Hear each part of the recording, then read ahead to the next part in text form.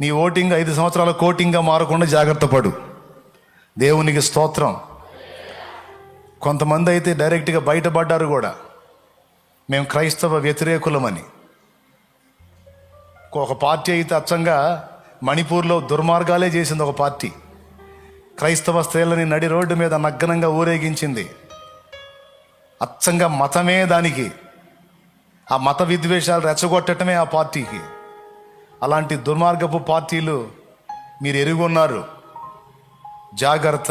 ఒళ్ళు దగ్గర పెట్టుకొని, మైండ్ దగ్గర పెట్టుకొని, కులాభిమానాలు, పార్టీల అభిమానాలు పక్కన పెట్టి అందరినీ సమానంగా సమదృష్టితో పరిపాలించే నీతి గల నాయకుడు ఎవడున్నాడో వాడికి వేయండి ఓటు.